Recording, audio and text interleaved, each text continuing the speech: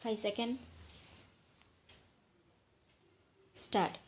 தலைவர் அவர்களே, போக்குவரத்து வசதியும் பொருளாதார முன்னேற்றமும் என்னும் பொருள் குறித்து விவாதிப்பதற்காக ஏற்பாடு செய்யப்பட்டிருக்கும் இந்த கருத்தரங்கில் கலந்து கொண்டு ஒரு சில கருத்துக்களை எடுத்து சொல்வதற்கு வாய்ப்பு அளித்தமைக்காக முதற்கண் நான் நன்றி தெரிவித்து கொள்ள விரும்புகிறேன். இன்றைய தினம் போக்குவரத்து என்னும் போது பெரும்பாலும் சாலை போக்குவரத்தே முதலில் நம் நினைவுக்கு வருகிறது. காரணம், நாட்டின் பொருளாதார முன்னேற்றத்திற்கு இது பெரிதும் பயன்படுகிறது என்று சொன்னால் அது மிகையாகாது. விவசாயம் மற்றும் தொழில் வளர்ச்சியின் காரணமாக இவ்விரண்டு துறைகளிலும் உற்பத்தியாகும் பொருட்களை நாட்டின் பல்வேறு பகுதிகளுக்கு எடுத்துச் செல்ல வேண்டிய நிலையில் லாரிகளின் எண்ணிக்கை நாளுக்கு நாள் உயர்ந்து கொண்டு வருவதை பார்க்கிறோம். நாடு சுதந்திரம் பெற்றதற்கு பிறகு அடுத்தடுத்து நிறைவேற்றப்பட்ட 5 ஆண்டு திட்டங்களின் விளைவாக நகர்ப்பகுதிகளுக்கு மட்டுமல்லாமல் கிராம பகுதிகளுக்கும் சாலை வசதிகள் ஓரளவு செய்து கொடுக்கப்பட்டிருக்கின்றன.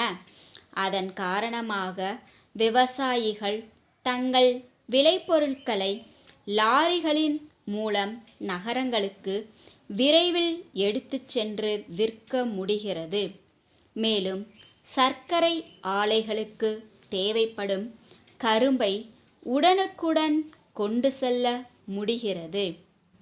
பயணிகள் போக்குவரத்தை பொறுத்தவரையில் மக்கள் தொகை ஆண்டுக்காண்டு அதிகரித்து கொண்டு வருவதன் காரணமாக நகரங்களையொட்டி பல இடங்களில் குடியிருப்புகள் பெருகியுள்ளன.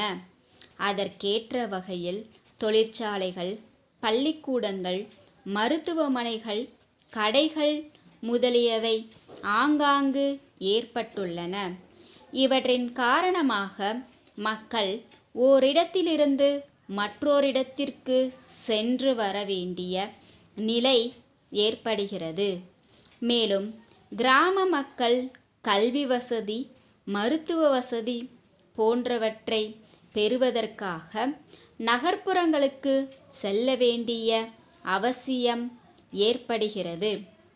அரசாங்க அதிகாரிகள் ஜீப் போன்றவற்றின் மூலம் கிராமப்புறங்களுக்கு அடிக்கடி சென்று அபிவிருத்தி திட்டங்களை மேற்கொள்ள வேண்டியுள்ளது.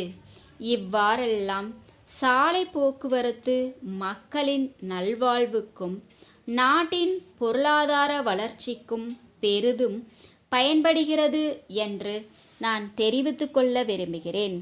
கிராம பொருளாதாரம் எந்த அளவுக்கு உயர்கிறதோ அந்த அளவுக்கு தான் நாடு முன்னேற முடியும் என்று பொருளாதார நிபுணர்கள் எடுத்து சொல்லி வருகிறார்கள். அந்த குறிக்கோளை அடைவதற்கு சாலை போக்குவரத்து வசதிகளை மேலும் விரிவாக்க வேண்டியது மிக மிக அவசியமாகும். அதே நேரத்தில் ரயில் போக்குவரத்தின் முக்கியத்துவத்தையும் நாம் குறைத்து மதிப்பிடுவதற்கில்லை.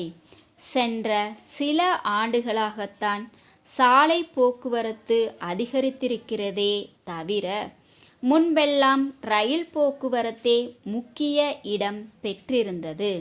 இப்போதும் கூட மக்களுடைய கோரிக்கைகளை கருத்திற்கொண்டு அரசாங்கத்தின் நிதிநிலைக்கேற்ப ஆண்டுதோறும் புதிய பகுதிகளுக்கு ரயில் பாதைகள் விரிவாக்கப்பட்டு மக்கள் பயனடைகிறார்கள் என்பதை சொல்லி எனது உரையை இத்துடன் முடித்துக்கொள்கிறேன். சென்னை வைரவன் கம்பெனி மதுரையிலுள்ள நாதன் கம்பெனிக்கு எழுதிய கடிதம். அன்புடையீர், வணக்கம். நாங்கள் பல ஆண்டுகளாக கனரக வாகனங்களின் உதிரி பாகங்கள் தயாரிக்கும் பல நிறுவனங்களின் மொத்த வியாபாரிகளாக இருந்து வருகிறோம். அதன் காரணமாக தமிழ்நாட்டில் அனைத்து மாவட்டங்களிலும் எங்களுடைய விற்பனை பிரதிநிதிகள் உள்ளனர். அத்துடன் எல்லா மாவட்டங்களிலும் எங்களது பொருட்களை விற்பனை செய்ய பல நிறுவனங்கள் விற்பனையாளர்களாக செயல்பட்டு வருகிறார்கள் என்பதை தெரிவித்துக் கொள்கிறோம். ஏற்கனவே தங்களது மாவட்டத்தில் எங்களது விற்பனை பிரதிநிதிகள் இருப்பதாலும் சில விற்பனை நிறுவனங்கள் செயல்பட்டு வருவதாலும் தங்களுக்கு எங்களுடைய பொருட்களுக்கு மாவட்ட மொத்த விற்பனையாளர் என்ற தகுதியை உடனடியாக வழங்க இயலாது என்பதை தெரிவித்துக் கொள்கிறோம்.